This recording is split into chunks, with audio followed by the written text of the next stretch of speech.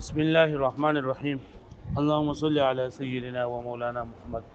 وعلى آل سيدنا ومولانا محمد وبارك وسلم وصلي عليه رب زدني علما رب اشرح لي صدري ويسر لي امري. نو پرون سبق کې دا ویلو چې علامه شیخ عبد القاهر رحمت الله علیه هغه وایي چې د حرف نفي لاغه ګوري کچرته یو کلمه د حرف نفي خواته وا مسلم لیدا حرف نفي خواته راغلی با نو بیا د تخصیص لپاره ځکه قطع نه او یا به د تقوی لپاره او یا به د تخصیص لپاره چنده برجه که ظاهر او که ضمیر او مثبت او که منفی او امام سکاګی رحمت الله علیه کچرته نه کېرو نو دا به د تخصیص لپاره ځکه معنی نه موجود او که معرفه نو بیا اسم ظاهر وي یا به ضمیر وي که ظاهرو جو بیا به تقوی لپاره دی او که ضمیرو بیا که تقوی او که تخصیص لپاره انده پکې دغه ته نه ګوري حرف نفي ته ته پکې نه ګوري بیا ویلو چې تقدیم چې نه فائدہ د تخصیص ورکي خدا حالا چې کله مصطلح نکیروي او دا مخکشوي نو دا به وقې کېدل لري حالا جایز وي چې کله دا ورستو د فاعل معنی جوړیږي او بل دا چې دا مقدر وګڼي چې دا لاول ورستو بیا مخکشوي دی لاول ورستو بیا سره مخکشوي دی لکه کدا خبره پکې ته نه مني نو رجل جاءني چې نه دا ترکیب بیا صحیح نه دی حال دا چې رجل جاءني دا د استعمالي عربیان استعمالي ځکه که رجل جاءني کې ته دا خبره ونه ملي نو بیا رجل کې به تخصیص بل څه خبره نه وي نو بیا دا مبتدا نشي واقع کېده نو دا به مبتدا له واقع کېږي چې موږ چې دا رجلون دا اصل کې ورستو جاءني رجل ترکیب د دې څه دی چې جاء فعل له هو ضمیر پکې مبدل منه ده دا رجل ولا بدل له مبدل منه سره خپل دا بدل شو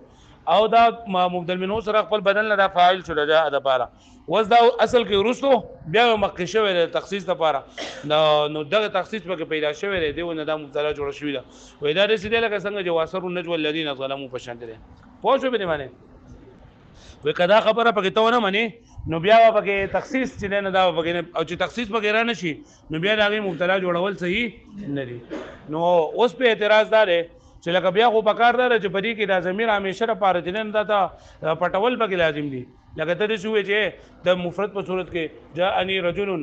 او جاءني رجلان او جاءوني رجال د سوال پکارو بیا الګه پوښتنه به نه معنی ها الګه پکار چې بیا د سوال پکارو کنه چې جاءني رجالان پرې کې به جاء کې دا الف چې نه بګي مبدل منه دا رجالان ولا سره بدل له حال د ترکیب څه نه کوي بلکې ترکیب دې همیشه لپاره دي چې جاء رجال جاء رجالان جاء رجال دې ترکیب کیږي او د دې کې د فعل فاعل قاعده ده چې کله د فعل لپاره فاعل اسم ظاهر نو فعل همیشه لپاره مفرد راوړل کېږي تسنیه او جمع نه راوړل کېږي نو بیا خو په کار ده چې جاءني او جاءوني راغلی وي اعلی رجدي سکون راځي واښوي نو جواب دې لري چې لکه من خدا خبر وکړه لکه دې خدا مطلب نه چې په کم ځای کې جاءني رجلون ګوري جوالته کې بل کړه دا جاءني رجلون ته پته په حال دی کې چې دا جاء بګي فعل له هو بګي مبدل منه ده او رجلون بګي بدل دا په دې کې دا خبره نه ده کومه دا خبره کړه چې په هر دې کې بدا خبره چې بیا بدا خبره تا کوله او دا خبره لکه عام سره نشي کولای علامه سکاګي رحمت الله علیه او سکاګي نه چې دا خبرې کوي نو او دا خبره ویلاغه نه ګرانه ده چې دا کړی دا لکه پوښوي وګورئ فإن قيل كچرته ویل شي فيلزمه ابراز الضمير نو بیا خو لازم دی په امام سکاګي رحمت الله علیه باندې ضمیر ښکارا کول فجاءني رجلان کې جاءني رجلان ول بکارو او فجاءني رجال کې سو بکارو جاءوني رجال ول بکارو والاستعمال بخلاف الله چې استعمال لري سره خلاف ده قلنا مرده ليس مراده وإذا مراد أنا أن المرفوع في قولنا جاءني رجل بدل لا فاعل شوف جاءني رجل كذا رجل ما همیشه لپاره بدل او فاعل بنه دا مطلب نه ده فانه مما لا يقول به عاقل وإذا دا خبره نه کړي هیڅ یو عاقل فضلا عن فاضل دا خو یو عاقل سره چې بچا کې دماغ نه کوي وي پاتش ولا علامه سکاکی چې دا خو یو فاضل دی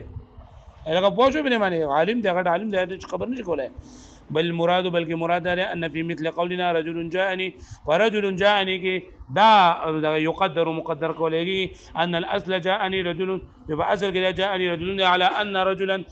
بدل لا فاعل رجل دا بدل فاعل نه ففي مثل قولنا رجال جاءوني فرجال جاءوني کې يقدر دا مقدر کولېږي ان الاصل چې اصل جاءوني رجال فليتامل لکه پوه شو به باندې مطلب دا دی چې دا منګه جاءني رجالان او نو بیا منګه بریګ بیا دغه الف ضمیر په مبدل منه ورسو بدل اخلو خو د سینې شوې چې دا مخکې شوی او بیا ورسو شوی او دا خبره درې بګنيشته فلیت امن اوس بیا دا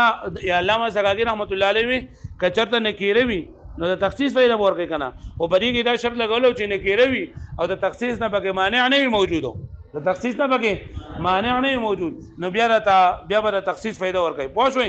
او کله تخصیص نه پکې مانع موجود وو نو بیا به الله کې دا فائدہ نه ورکړي لکه شر احر زنابین وشر احر زنابین چې نو دلته کې ودا شر دین دا د تخصیص فائدہ نه ورکړي لہذا دا مبتدا جوړول صحیح نه دي الګه پوښتنه مې باندې ځکه چې بیا دې مطلب دا دی چې شر احر زنابین شر احر زنابین مطلب دا دی چې یو عظیم شر دی چې هغه د سپېچ نن د غپول لري سپې غپول لري نو اوس کړه ته د تخصیص والا معنا اخلي نو بیا دلته معنی په کې دا موجود دی چې ته بیا وې چې دا مهیر تختون کې چې نن دا شر دی خیر نه دی حال دا چې خیر چې نن دا تختول نه کوي بلکې شر چې نن دا تختول کوي پوه شو به معنی بل دا چې دا لکه د عربو د استعمال نه دا ډېر زیات لري دي نو بیا به اعتراض دا چې لکه د شر احر زنابین ته چې بری کې تخصیص نشته نه نو دا خو لکه علماء کرامو د مبتدا مخصصین لپاره مثال ذکر کړی دی پوه شو به معنی نو وای دلته کې نکره چې مخصص شوی دا نو دا د دې د وجه نه بلکې په دې کې دا د شرون کې د تنوین د وجه نه په دې کې د تنوین لپاره تعظیم دی نو اصل کې د شرون عظیم نو دلته کې تاسو په دغه کې په سلورو کتابونو کې سلورو کې نه په دریو کې هدایت نه وکي او په قافیه کې او په شعر جامع کې په اوله کې خونشته نو په دریو کتابونو کې تاسو دا خبره کړي چې لکه شرون دا په اصل کې دلته کې ته کم سيزونو د وجه نه چې مبتدا نه کېره چې دا مبتدا واقع کېږي شي نو پای کې را شرون مثال لري صفت مقدره ده لپاره چې کله کله صفت مقدر وي دغه د وجه نه مبتدا واقع کیږي لکه دلته کې شرون جننه دا شرون عظیم فاصل کړي شرون عظیم احر زنابین هغه عظیم صفت انداز شوی دی نو دلته کې دغه په تخصیص په پیدا شوی دی ثم الګه پوه شو به معنی ثم قال السكاكي بیا سکاکی رحمت الله علیه ویلی وشرطه او شرط دار وشرط جعل المنكر هذا الباب چې ګرځول لري نکره لري باب نه او اعتبار تقدیم او تاخير فيه او اعتبار د تقدیم او تاخير بریږي دا بهاله الله يمنع من التخصيص مانع شنوي مانع موجود د تخصیص نه كقولك رجل جاءني لك رجل جاءني بریږي د تخصیص نه سمانه نشته لکه مخکې خبره تیر شو ان معناه چې معنی د رجل جاءني دا چې رجل جاءني لا امراه زما خواته سړی راغله خزانه راغله دا د تخصیص د جنس ته او تخصیص د وایي د بار مثال جاءني رجل لا رجلان زما خواته سړی راغله دو سړي نه راغلي دون قولهم شر احر زنابین شر احر زنابین و بریږي د مانع د تخصیص نه مانع موجود دی لہذا دا د تخصیص فائدې نه ور کوي شر احر زنابین څه معنا ده شر یو لوی شر دی احر چې غپولې دی زنابین سپه دا ناب دی انیاب دی غاقونه دوی کنه نو دغه ویل کېږي دا زنابین سپه دی مراد ده فإن فيه مانع من التخصيص وبدی کې معنی د تخصیص نه مراد د تخصیص نه به معنی شته وصل د کیو چې تخصیص په دوه قسمه لري یو تخصیص جنس ته یو تخصیص واحد ته کنه نو تخصیص جنس به کې دي چې مطلب دا چې شر د سپه غپول د خیر نه غپول نو خیر خو سپه غپای نه پوه او تخصیص دا واحد چې یو شر غپول لري دوه شرونو درې شرونو څلور شرونو نه غپول نو دا ځوانه معنی دلته کې نسې کې تخصیص دا اما على تقدير الاول فتقدير الاول باندې چې تخصیص الجنس شي یعنی تخصیص الجنس فلامتناع د وجه ممتنع د خبرنا اي يراد المهر شر لا خير چې اراده وکړي چې دا مهر شر دی خیر نه لري لان المهر لا يكون الا شر لکه مهر غپونګه خیر نه مگر همیشه لپاره سوي شر وي نو دا خو نشي کېږي و اما على التقدير الثاني او کدا فهم وغلی تخصیص د واحد ته واخلي چې تسنیه جمع دي نو یعنی تخصیص الواحد فلنبوه عن مزان استعماله د وجه د لريوالي د دې دا موارد د استعمال نه مطلب دا کنه چې دا په استعمال کې نه ال نبوه تخصیص الواحد چې د وجه د لری کېدو د تخصیص د واحد نه عن مواضع استعمال هذا الكلام د موضوع د استعمال د کلام نه لانه لا يقصد به دا قصد نه کړل شي پرې سره ان المهر شر لا شر لري چې دا مهر د نه یو شر دی او شرونه نه دي لکه پوښتنه بری باندې لکه بری پوښتنه نو بشر احر زنابین کې نه تخصیص د جنس کې او نه تخصیص د مفرد کې تخصیص د جنس کې نو بیا معنی دا چې لکه شرط غلول لري خیر نه غلول نو خیر خو سره غلول کینا واښوي او که تخصیص د واحد مراد اخلي نو بیا معنی چې یو شرط تختول لري د شرونه تختول نو دا معنی چې اندام غلط ده اوس به دا خبره ده چې لکه ته شرون آرا درابین پرې کې تخصیص نشته ده نو چې تخصیص بګی نشته ده نو نحویانو دا بیا ولې دغه جوړ کړی دا مبتدا جوړ کړی دا مبتدا جوړ کړی دا پوه شئ واذ قد صرح الائمه اج تصریح کړی دا په سره ائمه به تخصیص په تخصیص د سره ایت تاولوه چې تعبیر کړی ما احررنا من الا شرون چې نه هغه بوله ده په مگر شرغه بوله ده نو دلته ګورا دا ما او الا بغیر غلا ما او الا بغیر غلا او ما او الا د تخصیص د پر راځي ما او الا د سره پر راځي د تخصیص د پر راځي فالوجه نجمع داره او فالوجه وجه الجمع بين قولهم يعني دې وجه چې دغه نحویانو دا خبرهم صحیح شي او استاد خبرهم صحیح شي نه دی وجه بين قولهم بتخصيصه وبين قولنا بالمانع من التخصيص چې وجه تخصیص پکې دی موږ چې معنی د تخصیص د پکې نه تفضيع شان الشر بتنكيره چې دې شرع غشان او چتول مقصود دی په نکره سره لکه دلته چې دا شر نه کېره دي کړه نو بدی کی اشاره لري خبره دا چې دا شر دي نه دا تعظیم دي نه لګي تنوین برای تعظیم دي تنوین برای تعظیم دي لکه څنګه چې په ویل للمطففین کې دي ویل للمطففین کې ویل دا دغه مبتدا نه لکه څنګه مبتدا خو مبتدا معرفه وینه کې نه لګي دا نه کوم تنوین برای تعظیم دي ویل عظیم للمطففین تفضيع شأن الشر تل الشر دا شان او چتول لویواله بو تفضيع او چتول لویواله به تنکیر بنا کې سره اجعل التنکیر چې ګرځول شوی دی د تنکیر للتعظیم لپاره د تعظیم والتحويل لپاره تحویل يرولو ليكون المعنى چې معنی دا شي شر عظیم فظيع اهر ذا بين لا شر حقير جلو شر دی يرون کې چې هغه اسبغه بوله د سور کوټ نه ده فيكون تخصيصا نوعيا ندلګي به تخصيص نوعي شو لکه پوه شو به معنی نه منګ وای د معنی نه پکې تخصیص ته مطلب تخصیص جنسی او تخصیص فردي پکې نشته لري پوه شو هغه تخصیص پکې دی نو کم تخصیص ده پکې تخصیص نوعي ده پکې چې ورکوټه شر نه نه چې اس په قبول ده بلکې لوی شر ده نو تخصیص نوعي پکې راغی لکه پوه شو نو دوانو خبره صحیح شو لکه نه منګ وای بشرون اعرض نابین کې دا معنی والا وای چې بشرون اعرض نابین کې تخصیص نشته لري تاسو چې کم تخصیص پکې نشته ده تخصیص جنس او تخصیص واحد پکې نشته ده فردي پکې نشته ده هغه وای نحوین چې تخصیص پکې لري ځکه خو مبتدا جوړ شوی ده کنه نو موږ چې هغه چې تخصیص پکې لري کم تخصیص ده پکې والمانع ان او مانع انما كان من تخصيص الجنس الواحد لکه پوه شو به معنی وفيه نظر او د امام سکاکی رحمت الله علیه چې تل دی کنه چې امام سکاکی رحمت الله علیه دا وایي چې دا تقدیم دی کنه دا د تخصیص فائدہ نه ورکي تقدیم د تخصیص فائدہ نه ورکي مگر حاله ورکي چې کله وای دا مقدم چې نه د اول ورستو فرض کړی شی بیا غو ورستو چې نه مخکې فرض کړی شی دا مبدل منو خبره چې کنه نو دا خبره چې کنه په دې کې نظر ده ځکه دی وای دا امام سکاکی رحمت الله علیه چې دا فاعل لفظي او فاعل معنوي یو شان دي خبره غلطه ده فاعل لفظي او فاعل معنوي که یو شان دي نو بیا ودا بدل چې دا تابع ده او تابع خوې دي ته چې هر هغه لفظ چې هغه د ورستونه راغلی وي درینه مخکې مطبوع نو تابع د خپل مطبوع مخکې کېدل نه چې د لګي دا مخکې کو پوه شو به باندې ها فاعل معنوي په فاعل لفظي باندې شي مخکې کېده بل دا چې لکه تاسو ګوره قام زیدون دي نو ته پاس ته وځ څه شي چې زیدون قام دا په اصل کې قام زیدون او بیا دا زیدون چې الله تعالی مخکې دې خو شو ګوره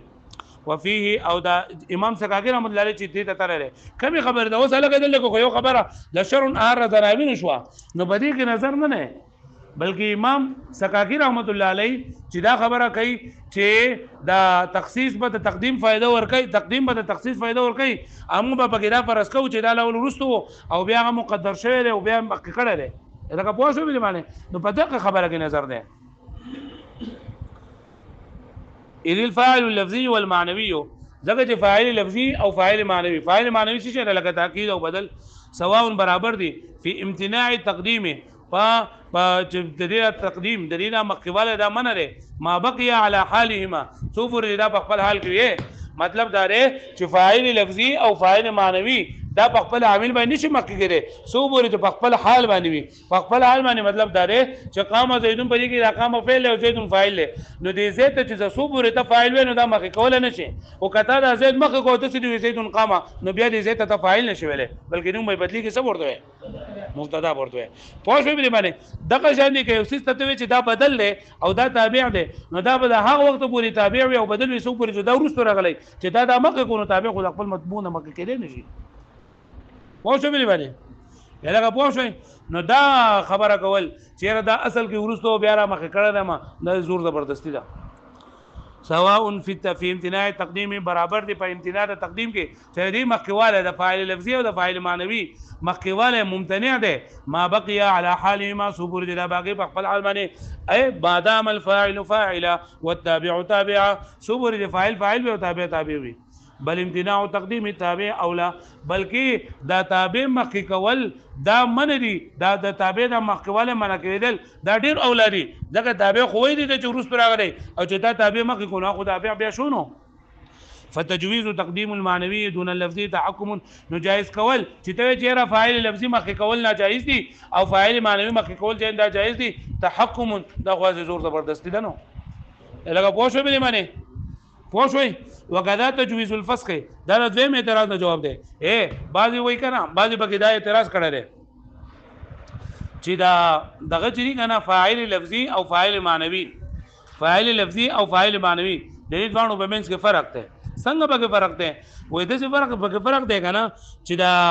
تابع چې دی کنه تابع دی په خپل تابعیت کې د تابع فسخ کول دي دا جایز دي د تابع فسخ کول څه دي جایز دي او دا دغه چې نه کنه د فاعل فسخ کول په کلام کې ناجایز دي هغه پوه شئ یعنی د فاعل حذف کول په کلام کې ناجایز دي او د تابع حذف کول په کلام کې څه دي جایز دي نو په دوانو کې فرق دی کنه لکه اصل کې خبره ده چې دا امام سکاکی رحمت الله علیه چې په فاعل لفظي او په فاعل معنوي کې فرق دی نو فاعل لفظي خو ته نشي مخکې کوله دا د تخصیص فائدہ نه ورغی بلکې د تخصیص فائدہ جوړ کړي نو دا فاعل معنوي وي فاعل معنوي کې دوه یو دا چې تابع به وي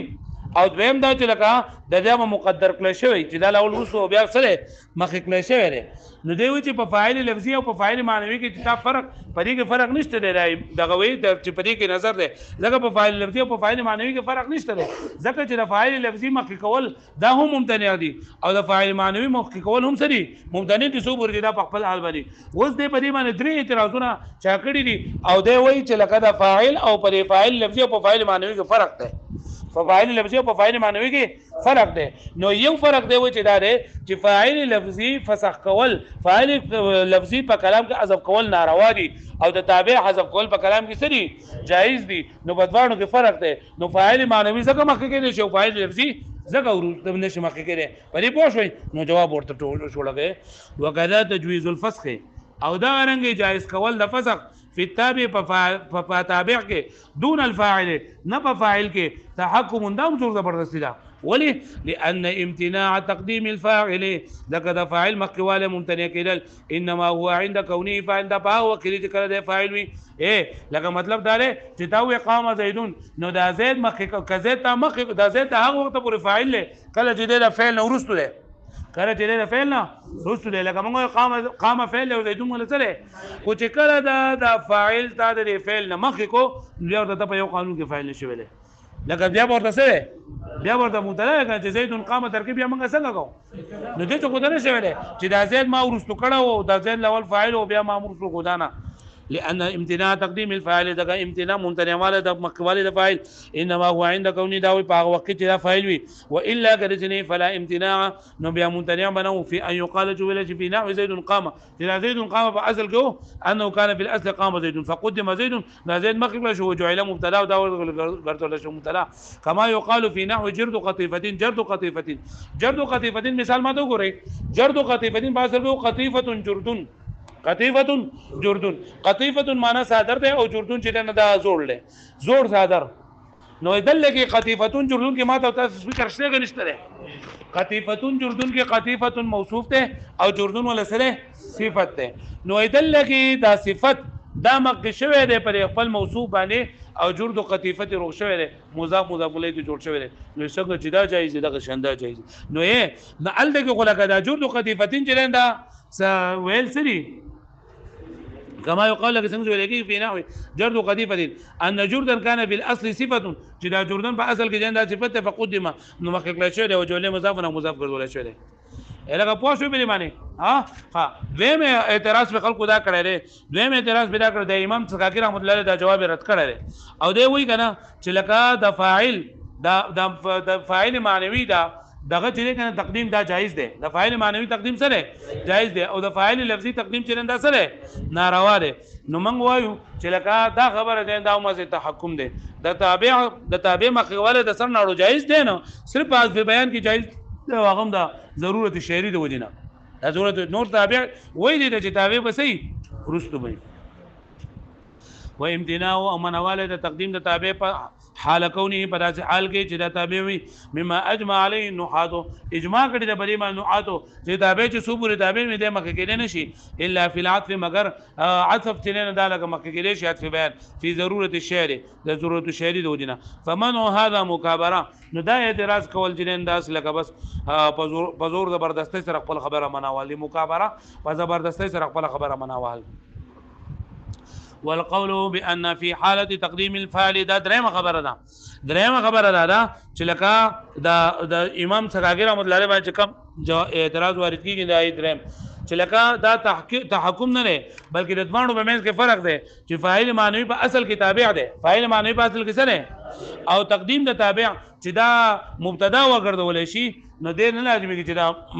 ممنوع دي ځکه دلته کې بلدینه دا وشي کنه چې دلته کې با کدا دغه تمخ کې دا تابع تمخ کې دا مطبوع باندې نو زیات نه زیات بده شو شي چې د مطبوع د لپاره به تابع نه وي او د چوډیر شي کېږي چې د مطبوع د لپاره تابع چې نه وي په خلاف د فاعل لفظي نه کچې د فاعل لفظي تمخ کې نو ال دغه بیا دا به مبتدا بشي او فعل به خالی شي د فاعل نه او فعل خالق الله سری محال دي نو لہذا په فاعل لفظي او په فاعل معنوي کې سره فرق دی که فاعل معنوي ته مخکې نو صرف داسې به وشي چې مطبوع موجود شي او تابع ما نه نو دا وې دونه غټه خبره نه ده ځکه چې ډېر غلط دي چې مطبوع موجود او تابع داغه